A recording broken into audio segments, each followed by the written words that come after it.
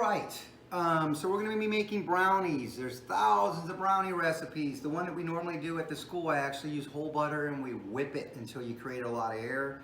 But that you need to have powder equipment. So we're going to do one a little different this time. We're going to be using melted butter. It also has a little bit of oil in it, and we're going to mix it by hand, because this one you can mix by hand. We're still just going to be using that mechanical leavening. We don't have any baking soda or baking powder in here. We're just going to be using eggs, and I'm going to create. We're going to mix this by hand, but because it's melted, it's much easier to do. We have in here eggs, brown sugar, regular sugar, there's 4 eggs in here, and melted butter as well. So I'm going to start mixing this, okay? And you got to mix it. You really got to mix it. So I'm going to start from the beginning. You just kind of get it together, and then we're just going to really mix it by hand until you really get it to well combined.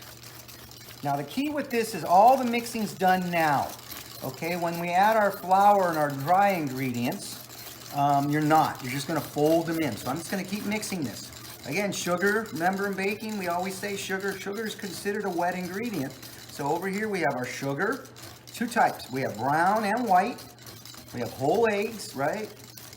We have vanilla extract in here. And we have eggs. And there's a little bit of oil as well. So we're just going to keep mixing it. Keep mixing it. It's all well combined.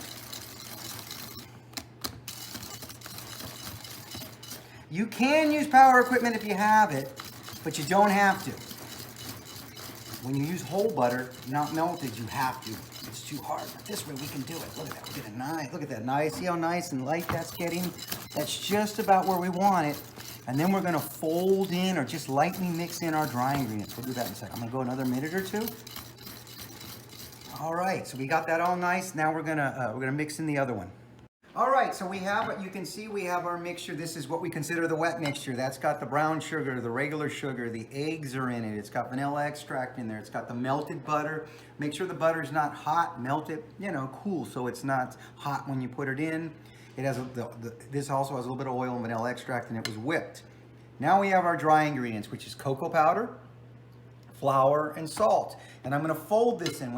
Whenever you hear the term fold, that just means you don't want to overmix it. When you're using that fold, that means I don't want to overmix this at this point. So I'm just going to put some of this in, right? I'm going to put some of it, put this in. Sometimes you got to do, I think I'm going to kind of just mix it back and forth in a few, I'm going to do this in like 2 to 3 stages, because you don't want to get the flour all over you. Just kind of mix it back and forth, and I may even end up using a wooden spoon here. Just kind of mix it. I'm just trying to get it wet so the flour doesn't go all over the place. Okay, gonna get that in here, and then I'm gonna use a wooden spoon in a second. Gonna get that in here, just to kind of fold that there. And it's all getting nice. There we go, it's getting there. And then I'm gonna put the rest of this in. Okay, I'm also gonna put some of those chocolate chips in. You don't have to put chocolate chips in it, but you can put chocolate chips, you can put nuts, you can put marshmallows, you could put pretzels, but we'll do that at the end. Keep mixing it. Just getting it so it doesn't, that flour gets kind of wet. You don't want it flying out of the bowl. There we go. Get it kind of mixed. There we go. Do now is I'm going to grab my wooden spoon. I'm going to mix it. Here we go. Now we can just kind of mix it.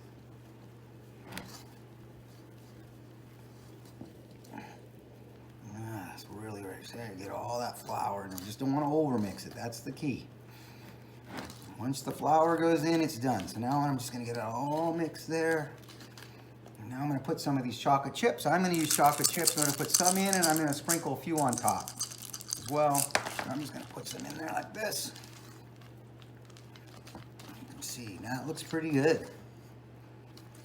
And that's it. All we're doing is combining now. You don't need just, once you get all that flour combined, we're done. So we're going to put it in a pan, and then we're going to bake it. Okay, so you can see I got it in the pan. I added chocolate chips on top. You can or not. You can put anything. You can put chocolate chips. You can put nuts, marshmallows, or nothing at all. It's up to you. Now, you need to spray your pan or use butter. You need to put some type of fat on it so it doesn't stick. And then use If you have parchment paper, you just kind of put it on there and you cut it on the bottom, and I put it on there, I sprayed it and put that paper down, and it should pop out really easy. So once you get it like this, we're just gonna go ahead and put this in the oven for about, it's gonna be between 20 to 25 minutes at 350. Now, the thing with this is I'm gonna stick it with a toothpick to see how it comes out. But since I have chocolate chips in it, it will always show chocolate. So you would cook it for an hour and it'll still show chocolate. So you're gonna look at how it comes out, how wet it is, it's just how fudgy it is, and then we're gonna check it for texture as well. Otherwise, you'll cook it forever and you're gonna make it dry. So we're gonna put it in the oven and we're gonna check it in about 20 minutes. Okay, so they're all done. They took about 27 minutes, and you can see that they're nice and fudgy. Again, they're going to take between 20 to 35 minutes depending how thick you make them. These were 27 minutes and they came out good.